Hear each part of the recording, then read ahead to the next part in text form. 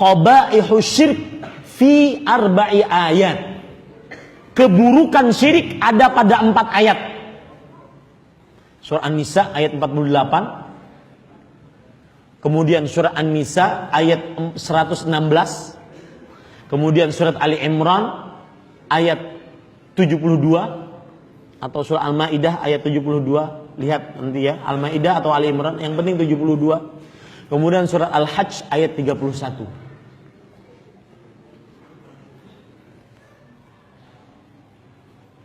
Allah Subhanahu wa taala berfirman di dalam surah An-Nisa ayat 48, dan ini buruknya syirik. Innallaha la yaghfiru an yushraka bih. Allah tidak mengampuni dosa syirik. Yang meninggal dalam kesyirikan tidak diampuni oleh Allah. Tiketnya hanya neraka. Ini yang pertama. Keburukan syirik ada pada 4 ayat.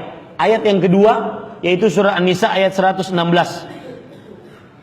Allah Subhanahu wa taala berfirman, "Wa man yusyrik billah faqad dhalla dhalalan ba'ida." Barang siapa yang mensyirikkan Allah, maka sungguh dia telah sesat dengan kesesatan yang nyata. Dan saya bisa katakan, mohon maaf bahasa saya, mohon maaf.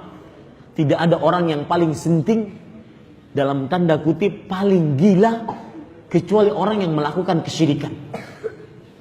Makanya Allah berfirman dalam surat Luqman ayat 13, "Inna syirka la zulmun azim." Sesungguhnya kesyirikan kezaliman yang sangat besar, yang sangat agung. Kenapa disebut kezaliman yang sangat besar? Karena kesyirikan dosa yang dilakukan tanpa motivasi.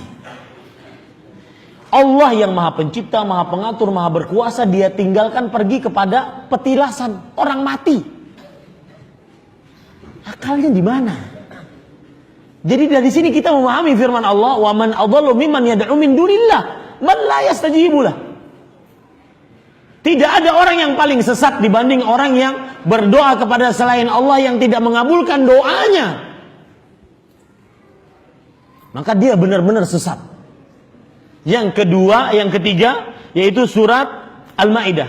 Berarti salah saya, Ali Imran bukan Ali Imran, Al-Maidah ayat 72. Allah berfirman, "Innahu man yusyrik billah faqad harramallahu 'alaihil jannah wa ma'wahu an-nar wa ma lidh-dhalimin min ansar."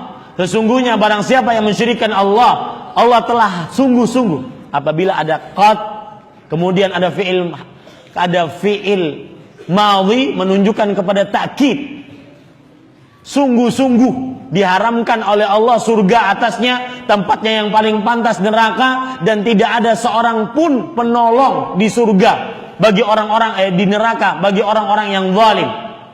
Di sini juga ada bahasa wa ma lidh-dhalimina min ansarin. Para ulama bahasa Arab mengatakan apabila nakirah diletakkan dalam keadaan nafi menunjukkan kepada keumuman, ansar nakirah dalam bentuk kalimat nafi, penafian, peniadaan. Apabila diletakkan dalam keadaan seperti itu, maka itu menunjukkan kepada yadullu alal umum. Artinya tidak ada penolong siapapun dan apapun bagi orang-orang yang berbuat kesyirikan. Dan saya singgung tadi di Jamilur Rahman, pendai di zaman sekarang, ustadz zaman sekarang tidak cukup hanya menjelaskan, sebutkan ayat, sebutkan artinya, selesai. Tidak dijelaskan secara detail. Orang tidak takut terhadap kesyirikan, maka harus dijelaskan secara detail.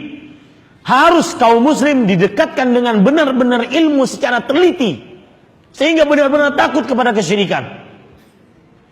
Kemudian yang keempat yaitu dalam surat Al-Hajj ayat berapa? 331. Allah berfirman, "Wa man yusyrik billah faka'annama kharra minas sama' fatakhtafuhu at-tayr aw tahwi bihi rihu fi makanin sahih." Barang siapa yang mensyirikkan Allah, maka seakan-akan dia seperti dilempar dari atas langit. Kemudian lihat ya, antum kalau ke atas misalnya gedung tinggi, antum lempar sesuatu, begitu hinanya dia. Kalau diterpa angin kemana, apalagi disambar burung, begitulah orang yang melakukan kesyirikan. Tidak ada harganya nanti di sisi Allah pada hari kiamat. Seperti benda yang dilempar dari atas, disambar burung, kemudian dia kesana kemari, terserah angin, terserah hampasan burung tersebut. Ini para ikhwas kan, orang yang berbuat syirik sangat hina di dunia dan akhirat.